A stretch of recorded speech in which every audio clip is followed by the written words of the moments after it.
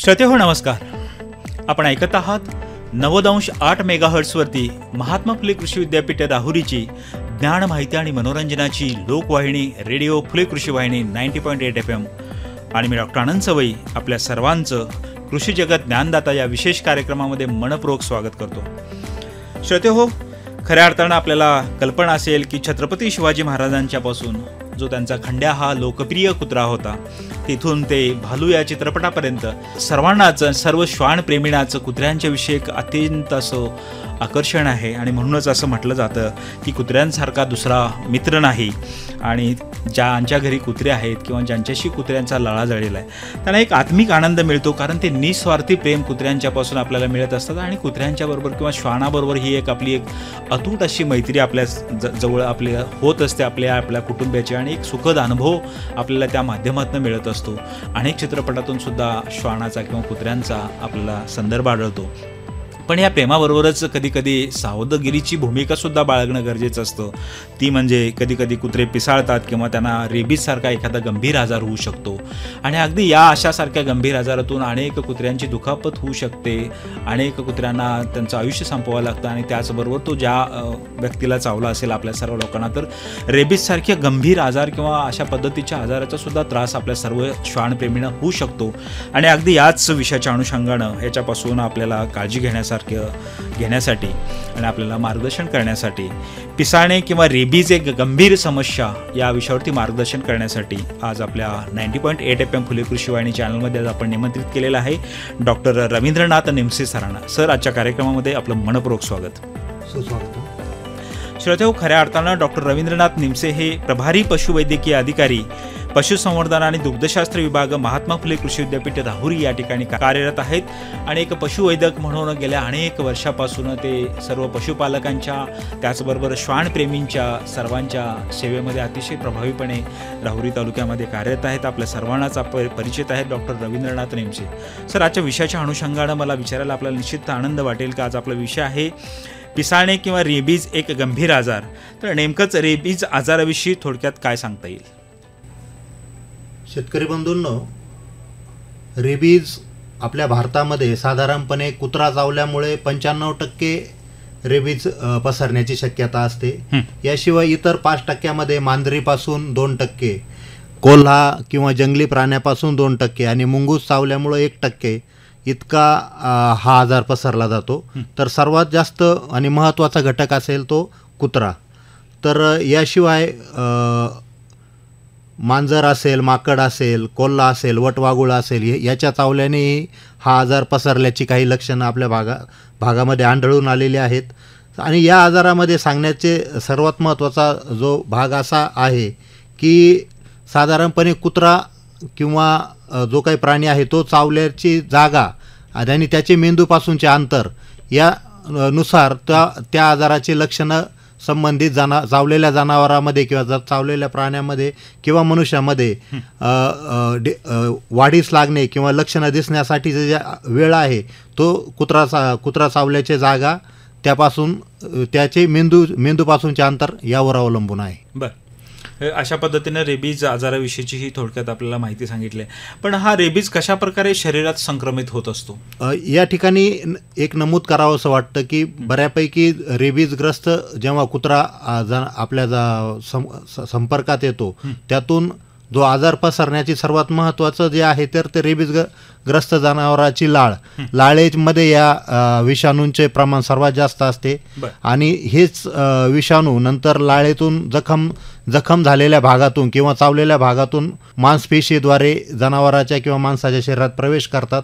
त्यानंतर हेच विषाणू मांसपेशीवर मोठ्या प्रमाणावर हल्ला करतात आणि जसजसे ते चेतासंस्थेकडून मेंदूकडे संक्रमित होऊन नंतर मेंदूवरील पूर्णपणे ताबा घेतात आणि मेंदूला कुजवण्याची क्रिया हे विषाणू करत असतात. याशिवाय जे काही मांसपेशी असतात, मांसपेशीमध्ये मांसपेशी मांसपेशीसुद्धा लोळ्या पडल्यामुळे ते अशा जनावराला किंवा कुत्र्याला पाणी पिणे शक्य होत नाही आणि त्यामुळे त्याचा जे काही आहे आवाजावरील पण कंट्रोल गेल्यामुळे घरघर सारखा आवाज निर्माण होतो आणि पाणी न पिल्यामुळे हे जनावर नंतर भविष्यामध्ये 2-3 दिवसामध्ये दगावते.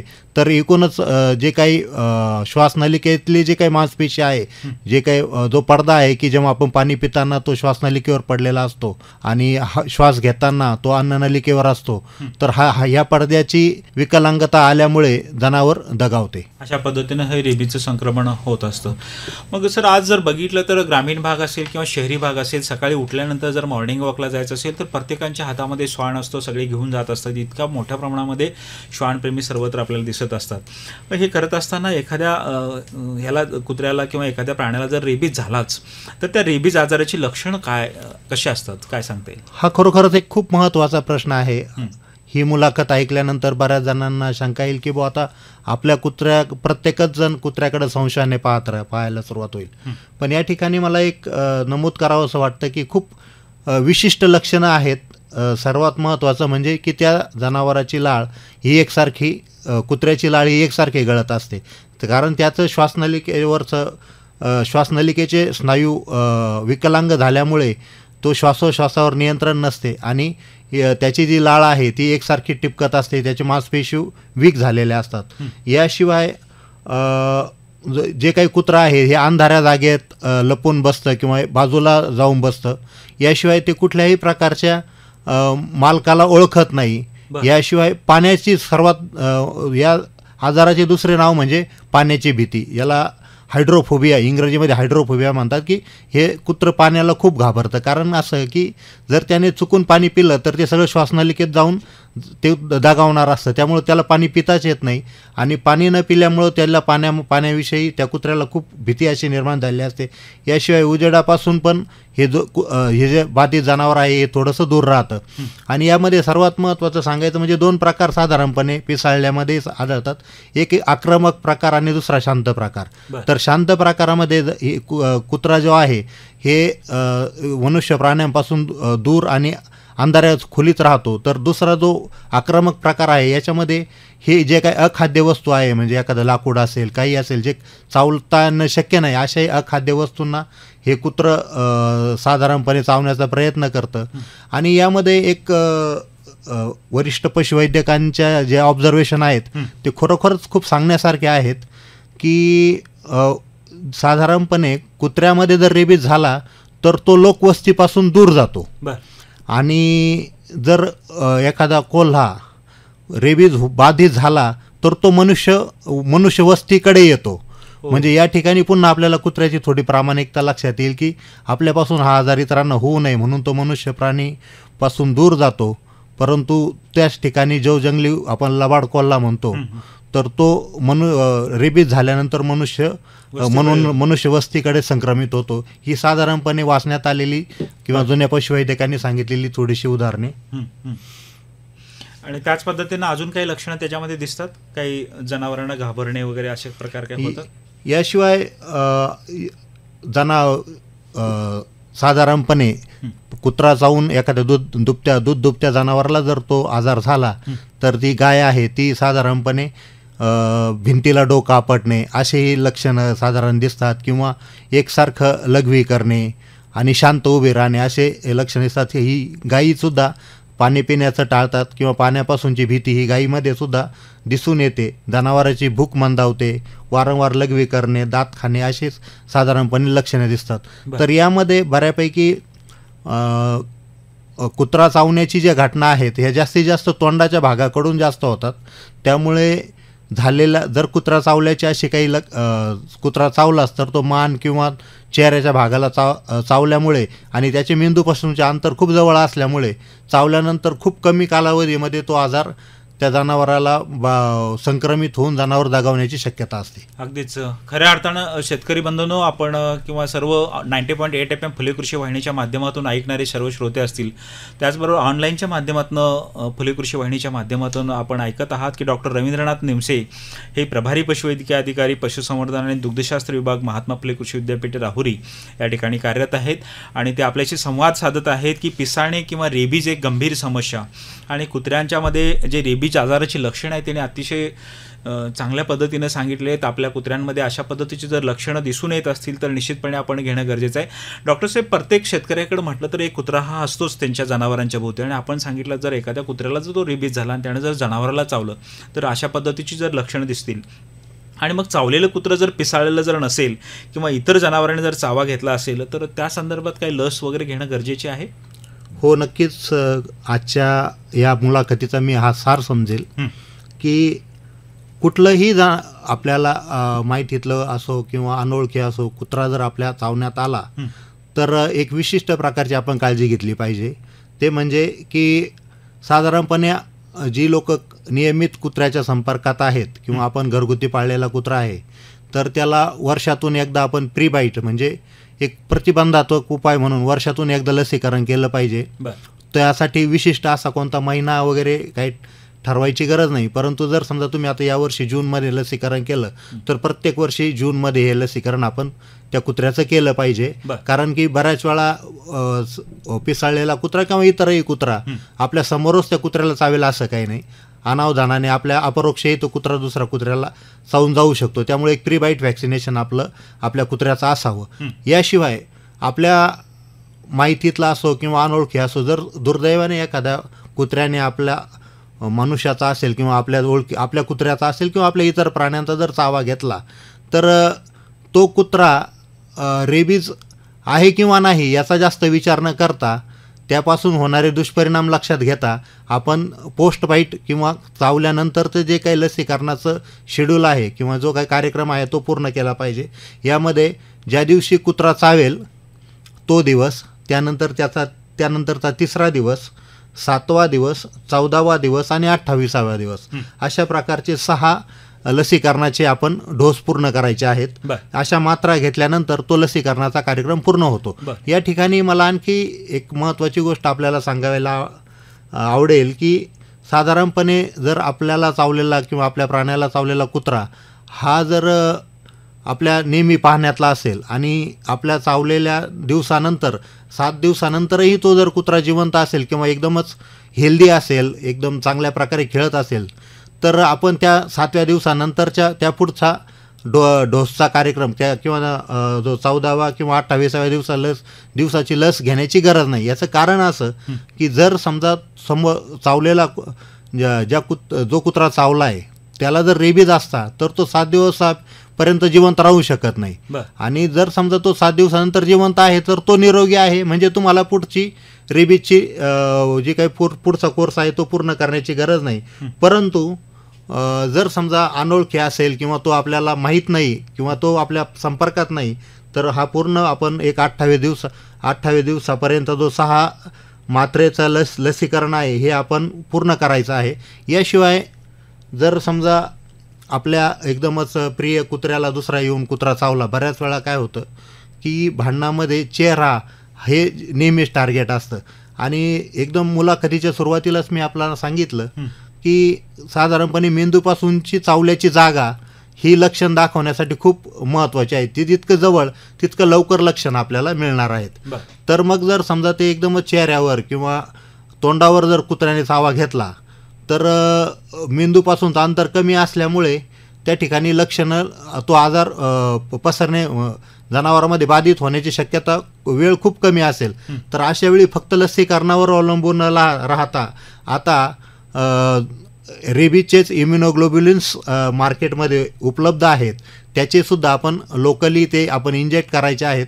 चांगल्या तज्ज्ञ डॉक्टरांच्या सल्ल्याने त्याचा पुढचा उपचार करायचा आहे, जेणेकरून जरी पिसाळलेला कुत्रा आपल्याला चावण्यात आला तरी पण आपण त्यापासून योग्य प्रकारे आपल्या शरीरामध्ये अँटी रेबीजचं टायटर म्हणू किंवा जी लढण्याची जी क्षमता आहे ती योग्य मात्रे सांभाळली जाईल आणि यापासून आपला बचाव होईल. बरं, निश्चितच श्रोते हो, पशुवैद्यक डॉक्टर रवींद्र निमसे सर यांनी आपल्याला जो सल्ला दिलेला आहे त्या पद्धतीनं आपण त्याची काळजी घेणं गरजेचं आहे. सर, मग डॉक्टर साहेब, रेबीज झाल्यानंतर काय काळजी घेणं अपेक्षित आहे?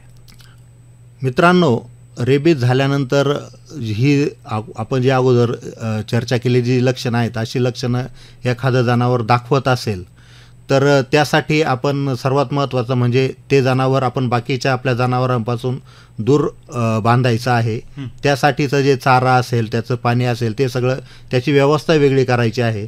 जनावराचे जे काही लाळ, लघवी किंवा डोळ्यातलं पाणी आहे हे याच्या संपर्कात इतर जनावरांना किंवा आपणही जायचं नाही आहे आणि त्याची व्यवस्थित विल्हेवाट लावायची आहे. याची व्यवस्थित विल्हेवाट लावताना आपण स्वतः चांगल्या प्रकारचे ग्लोव्ज त्या ठिकाणी परिधान केले पाहिजे. त्यानंतरच त्याची व्यवस्थित विल्हेवाट लावलेली आहे पाहिजे. यानंतर जो काही पिसाळलेला कुत्रा किंवा जे जनावर असेल तर त्याच्या जनावरासह मल, मूत्र, चारा, पाणी या सर्वांची एक खोल खड्डा घेऊन आपण त्याची विल्हेवाट लावली पाहिजे. निश्चितच. श्रोते हो, खऱ्या अर्थानं 90.8 FM फुले कृषी वाहिनीच्या माध्यमातून आणि ऑनलाईन स्ट्रीमिंगच्या माध्यमातून फुले कृषी वाहिनी या ॲपवरनं जगभरातले श्रोते आपण डॉक्टर रवींद्रनाथ निमसे प्रभारी पशुवैद्यकीय अधिकारी महात्मा फुले कृषी विद्यापीठ राहुरी यांना आपण ऐकत असाल आणि ते आज आपल्याशी संवाद साधत आहेत. रेबीज एक गंभीर समस्या, अशा पद्धतीनं त्यांनी बऱ्याच गोष्टी आपल्याला रेबीजविषयी सांगितलेल्या आहेत. तर सर, रेबीज होऊच नये म्हणून काही प्रतिबंधात्मक उपाय करता येतील आपल्याला? हो, नक्कीच. खूपच सुंदर प्रश्न आणि महत्त्वाचा प्रश्न.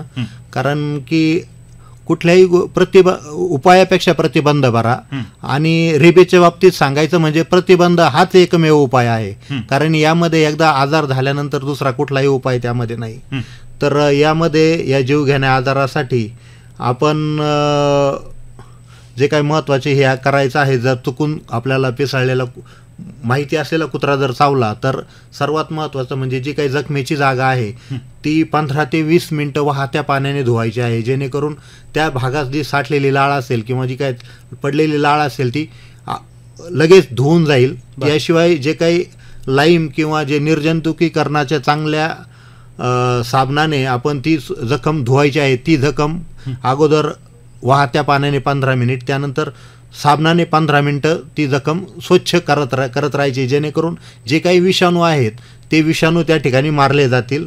त्यानंतर जखमेच्या बाजूला आपण निर्जंतुक जे काही अँटीबॅक्टेरियल, अँटीव्हायरल मलम आहेत तर ते मलम लावायचे आहेत, जेणेकरून तो विषाणू शरीरात पुढे शिरकाव करण्या अगोदरच तो मारला जाईल. यानंतर जे काही आपण इम्युनोग्लोबिलिनची इंजेक्शन्स आहेत ती तज्ज्ञ डॉक्टरांच्या सल्ल्याने त्या ठिकाणी घ्यायची आहेत. आणि उरलेला जो काही आपला अगोदरच सांगितलेला जो पोस्ट बाईट व्हॅक्सिनचं जे शेड्यूल आहे ते फॉलो करायचं आहे. त्यामध्ये 0 दिवस, 3 दिवस, 7 दिवस, 14 दिवस आणि 28 दिवस असं साधारणपणे याचं शेड्यूल आहे. आणि या ठिकाणी मला खरोखर सांगायला आवडेल की मलाही मध्यंतरी अशा एका घटनेला सामोरं जावं लागलं. तर यासाठी मी माझं पोस्ट बाईट व्हॅक्सिनेशनसाठी मी जेव्हा चौकशी केली तर असं लक्षात आलं की आपल्या राहुरीजवळच तहाराबाद या ठिकाणी शासकीय लसीकरण केंद्र आहे. आणि या ठिकाणी खूप मी अभिमानाने सांगू इच्छितो की बऱ्याच ठिकाणी शासकीय यंत्रणेबाबतीत थोडेसे नकारात्मक स्वर असतात, परंतु तिथली जी काही लसीकरणाची जी व्यवस्था आहे, लस साठवणुकीची जी व्यवस्था आहे ही एक जागतिक दर्जाची मला त्या ठिकाणी आढळून आली. या ठिकाणी मी जे बघितलं आणि त्या डॉक्टरांनी तिथलं जी काही सर्व सुविधा मी समक्ष डोळ्यांनी पाहिली, कारण मला या गोष्टीतलं थोडीफार माहिती असल्यामुळं कोल्ड चेन मेंटेन असणं किंवा त्याचं महत्त्व याविषयीची माझी जे ज्ञान आहे त्या दृष्टीने मी त्या सर्व घटकांची व्यवस्थित पाहणी केली. तर त्या ठिकाणी सोलर फ्रीज मला दिसला. आणि सोलर फ्रीजच्या माध्यमातून त्या ठिकाणी म्हणजे जरी आपल्याकडं लोड शेडिंग वगैरे असेल तरी सोलर फ्रीजच्या माध्यमातून त्या ठिकाणी कोल्ड चेन व्यवस्थित मेंटेन होती. आणि त्या ठिकाणी जर ते जे काही व्हॅक्सिन जे आहे, जे लस आहे ती साधारण 2 ते 8 डिग्री सेल्सिअसला स्टोअर करायची असते. जर त्या ठिकाणी एक सेन्सर बेस ती सिस्टीम होती आणि त्या सेन्सर बेस सिस्टीममधनं जर तापमान 8 डिग्री सेल्सिअसपेक्षा जास्त झालं त्या ठिकाणचं किंवा 2 डिग्री सेल्सिअसपेक्षा कमी झालं तर ते सेन्सर सायरन वाजवायचं आणि त्या संबंधित 4 लोकांना म्हणजे तिथले इन्चार्ज, नंतर सिव्हिल सर्जन म्हणजे जिल्ह्याचे मुख्यालयाचे इन्चार्ज, ते डॉक्टर आणि संबंधित जे काही साठवणुकीचे तिथले जे आरोग्य सेवक आहेत 4 लोकांना एकाच वेळी मेसेज जाण्याची ती व्यवस्था होती. म्हणजे इतकी आधुनिक आणि इतक्या चांगल्या पद्धतीने, आणि सर्वात महत्त्वाचं म्हणजे की इतकी चांगली व्यवस्था असल्यामुळे तिथलं व्हॅक्सिन हे प्रत्येक वेळी नवनवीन आलेलं स्टॉकचं व्हॅक्सिन होतं. त्यामुळे मी या ठिकाणी सर्वांना एकदम सार्थपणे सांगू इच्छितो की आपण शासकीय लसीकरणाचाच लाभ या ठिकाणी घ्यावा. त्यासाठी कुठली आपल्याला खर्च पडत नाही, परंतु प्रीबाईट व्हॅक्सिनेशन जे आहे ते बाकी आपल्याला स्वखर्चाने घ्यावं लागेल. अगदीच निश्चितपणे श्रोत्याहो, पशुवैद्यक डॉक्टर रवींद्र निमसे सर यांनी आपल्याला सांगितलेलं आहे की ताराबाद या ठिकाणी अशा पद्धतीच्या लशीची चांगल्या पद्धतीची सुविधा आहे. जरूर आपण त्या ठिकाणचा आपण लाभ घेऊ शकता. डॉक्टर साहेब, बऱ्याच वर्षापासून आपण एक पशुवैद्यक म्हणून या सगळ्या व्यवसायामध्ये काम करत असताना कुत्र्यांच्या बरोबर असतं तर सर्वसाधारणपणे सामान्य माणसाची अशी एक समजूत असते की कुत्रा पिसाळणं किंवा रेबीज होणं हे भाद्रपद महिन्यामध्ये सर्वसाधारणपणे अशा पद्धतीच्या घटना होताना दिसत आहेत. हे काय नेमकं कशा पद्धतीनं? मित्रांनो, साधारणपणे कुत्र्याचा जो ब्रीडिंगचा सीझन असतो फलनाचा, हा साधारणपणे श्रावण आणि भाद्रपद या कालावधीमध्ये फलनाची जी कुत्र्यांमधली जी आहे तो हा त्यांचा जास्त काळ असतो, आणि या काळामध्ये जो कुत्री जरा जास्त ॲग्रेसिव्ह झालेले असतात. त्यामुळे इतर कुत्र्यांना चावण्याच्या घटनाही जास्त होतात, आणि त्यातून त्या कालावधीमध्ये आपल्याकडे साधारणपणे रेबीच्या केसेस जास्त आढळतात. याशिवाय इतर असा एक विशिष्ट असा कोणताही तो इपिडेमिक असा आजार नाही आहे वर्षभर हा आढळून येतो, परंतु साधारणपणे श्रावण भाद्रपद महिन्यामध्ये केसेस थोड्या जास्त असतात. बरोबर. आणि श्वानप्रेमींच्याकडे ज्या काही चांगल्या ब्रीड्स आहेत वगैरे त्या पाळलेल्या, त्यांच्यामध्ये लसीकरण वगैरे बऱ्यापैकी लोकांच्यामध्ये जागरूकता आहे तेव्हा करून घेतले जातात. पण काही गावठी कुत्रेसुद्धा शेतकऱ्यांच्या घरी असतात किंवा पाळलेले असतात, तर यांना काय लसीकरण करण्याची गरज नाही असा शेतकऱ्यांचा किंवा सर्वसामान्यांचा समज असतो. अशा दृष्टीने सुद्धा त्यांच्याकडे काय सांगणं गरजेचं आहे? शेतकरी बंधूंनो, आज जेव्हा आम्ही इतर पशुवैद्यकांच्या संपर्कात येतो किंवा यांच्याशी चर्चा करतो तर दुधाळ जनावरांमध्ये किंवा गायीमध्येही रेबीजची केसेस खूप पूर्ण वर्षभर आढळून येत आहेत. यासाठी आपण विशेष काळजी घेणं गरजेचं आहे. साधारणपणे मागच्या 2-3 वर्षापासून आपल्याकडे बिबट्याचा प्रादुर्भाव वाढल्यामुळे, बिबट्याचं संक्रमण वाढल्यामुळे जनावरांचं कारण म्हणजे गोठ्याच्या बाजूला चेन लिंक किंवा घराच्या वस्तीच्या बाजूला चेन लिंकचं फेन्सिंग करण्याचं प्रमाण वाढलं आहे. त्यामुळं कुत्रा चेन लिंकच्या फेन्सिंगमध्ये आत जाऊन जनावरांना चावण्याची शक्यता कमी. ती एक चांगला एक कंट्रोल, ज्याला आपण मेकॅनिकल कंट्रोल म्हणू, असं आपल्याकडं आलेला आहे. परंतु आपण एकूणच आपल्याकडं असलेली सर्व जनावरांना प्रीबाईट व्हॅक्सिनची गरज नाही, परंतु जर आपल्याकडं पाळलेला कुत्रा असेल आणि घरातील लहान थोर त्याच्या संपर्कात असतील तर आपण वर्षभरात एक प्रीबाईट म्हणजे वर्षभरात एक लसीकरण आपल्या कुत्र्याला केलं तर ते नक्कीच फायदेशीर राहील या ठिकाणी, असं मला सांगावं असं वाटतं. निश्चितपणे सर्व श्वानप्रेमींना अतिशय चांगला मोलाचा सल्ला पशुवैद्यक रवींद्र निमसे सरांनी दिलेला आहे की कोणताही कुत्रा तुमच्याकडे असो, तुमचा गावठी कुत्रा असो किंवा चांगली ब्रीड असो, तर सगळ्यांचं लसीकरण करणं हे सगळ्यांच्या आरोग्याच्या दृष्टीने अतिशय महत्त्वाचं आहे. त्यामुळे नियमित लसीकरण हा याच्यावरचा एक रामबाण उपाय आहे. सर, इतक्या दिवसापासून पशुवैद्यक म्हणून आपण काम करत असताना आपल्याला आलेला एखादा असा अनुभव आहे का पिसाळलेला कुत्रा चावलेला आणि त्याच्यामुळे असं गंभीर समस्या निर्माण झालेली? हो, दुर्दैवाने जर पिसळलेला कुत्रा चावला किंवा रेबीज झालेलं पेशंट एखाद्या शासकीय, बऱ्यापैकी त्यात असे रुग्ण हे शासकीय रुग्णालयात किंवा जिल्हा रुग्णालयाकडे ट्रान्सफर केले जातात. परंतु जेव्हा केव्हा अशा केसेस वाचण्यात येतात किंवा एक पशुवैद्यक म्हणून विचारणा होते तर खूपच वाईट शेवट अशा पेशंटचा होतो. या ठिकाणी कुठल्याही प्रकारचा त्यावर उपाय नाही, आणि एकदा असं पेशंट जर आढळलं तर त्याला आपल्यासमोरच मरण आलेलं पाहण्याशिवाय आपल्याकडे काही आपल्या हातात शिल्लक राहत नाही.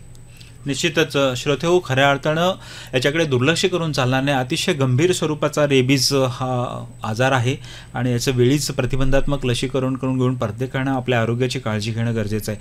डॉक्टर साहेब, मग रेबीजचा संशयित कुत्रा चावल्यानंतर नेमकं काय काळजी घेणं अपेक्षित आहे? रेबीजचा जो संशयित कुत्रा आहे तर यामध्ये आपण अगोदरच चर्चा केल्याप्रमाणे जी जखम आहे ती आपण वाहत्या पाण्याने स्वच्छ धुवायची आहे. त्यानंतर त्या ठिकाणी जे बॅक्टेरिसायडल किंवा अँटीव्हायरल जो मलम आहे, मलम त्या ठिकाणी लावायचा आहे. त्यानंतर त्या पोस्ट बाईट जी व्हॅक्सिनची जी ट्रीटमेंट आहे 7 दिवसाचा जो डोस आहे तो त्या ठिकाणी आपण पूर्ण करायचा आहे. बरं. आणि जर समजा एखाद्या पिसाळलेल्या कुत्र्यानं गाईला किंवा म्हैसीला वगैरे अशा पद्धतीनं चावा घेतला तर तो चावा घेतल्यानंतर त्याची लक्षणं दिसेपर्यंत शेतकऱ्यांना तर त्याचं दुग्ध काढणं हे क्रमप्राप्त आहे. अशा परिस्थितीत बाधित जनावरांपासून मिळणाऱ्या दुधामुळं काय रेबीज होऊ शकतो? शेतकरी बंधूंनो, हा एक महत्त्वाचा आणि प्रत्येकाला माहिती असावा असा हा प्रश्न. याचं उत्तर म्हणजे की या रेबीचा जो विषाणू आहे तो जनावराच्या किंवा माणसाच्या शरीरामध्ये त्याचा संक्रमणाचा एक मार्ग ठरलेला आहे. हा मांसपेशी किंवा दुधाच्या पेशी ज्या आहेत त्याकडे हा मार्गस्थ होत नाही. त्यामुळं दुधामध्ये हा कुठल्याही प्रकारे हा विषाणू आढळून येत नाही. परंतु एक आरोग्यासाठी, उत्तम आरोग्यासाठी चांगली जी सवय आहे ते म्हणजे कुठल्याही प्रकारचं दूध जे आहे ते उकळूनच घेतलं पाहिजे. रेबीज असो किंवा कुठलाही आजार असो तर आपल्याकडे साधारणपणे 72 डिग्री सेल्सिअसला आपण पाश्चरायझेशन करतो.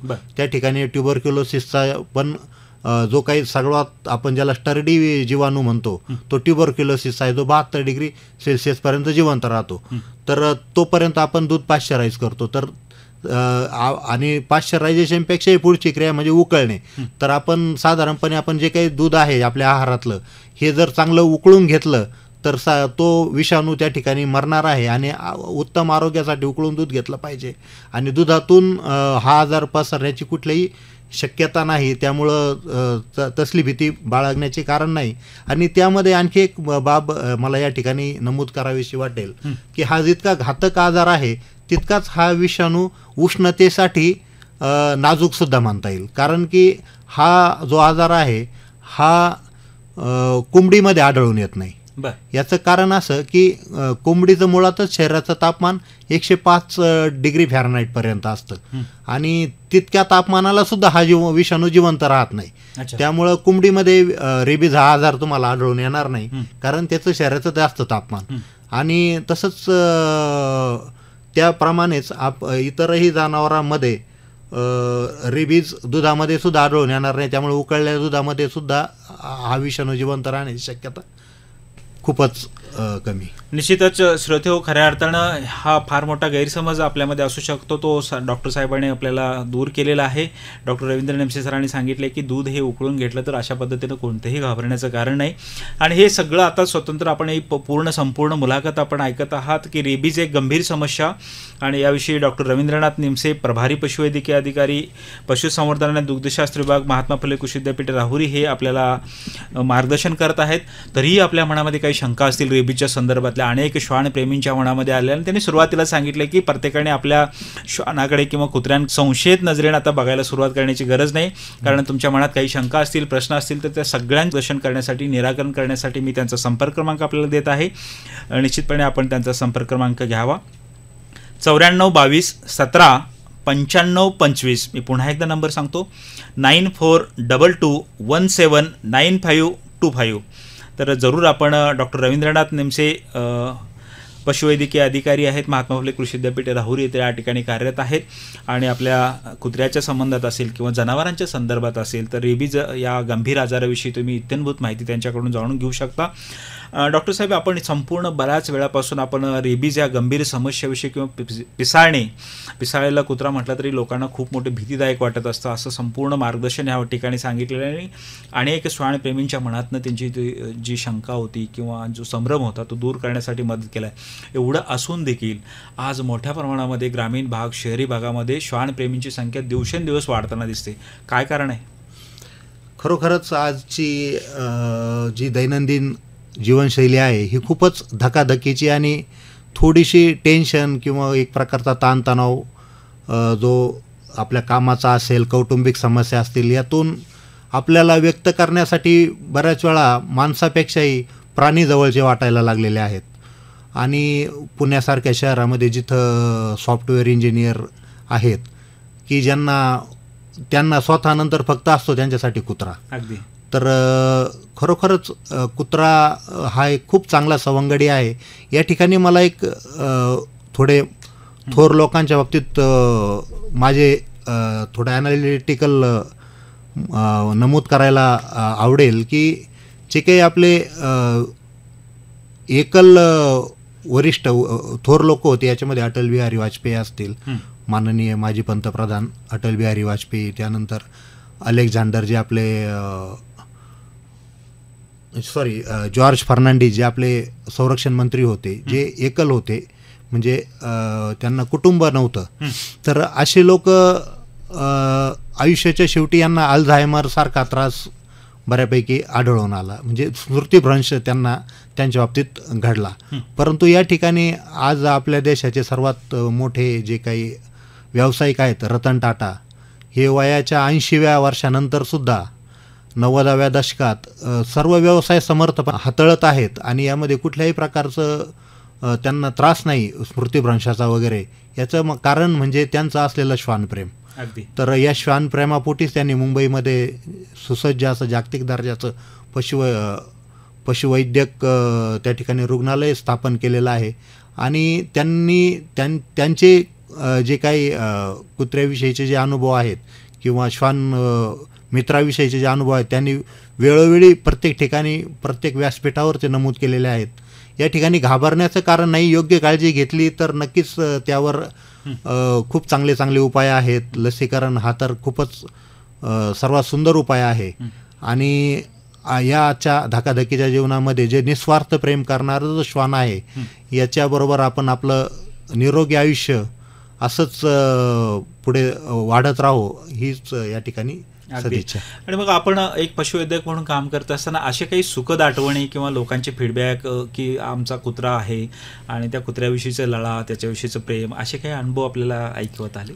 हो, नक्कीच नक्कीच. या ठिकाणी राहुरी कृषी विद्यापीठामध्ये मध्यवर्ती परिसरात काम करत असताना बऱ्याच वेळा पशुवैद्यक म्हणून मला लसीकरण म्हणा, काही छोट्या मोठ्या उपचारासाठी बोलावणं होतं.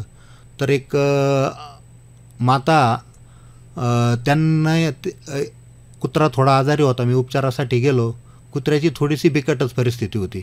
मी थोडंसं त्यांना म्हटलं की उपचार जर करूयात, पण थोडंसं कुत्र्याचं वय जास्त वाटतंय, थोडंसं याचे रिस्पॉन्स किती येतोय काय ते आपण हे. तर त्यांनी त्यांच्या सांगितलं की बुवा हा तो जो कुत्रा आहे तो मला कुटुंबापेक्षाही जास्त आहे.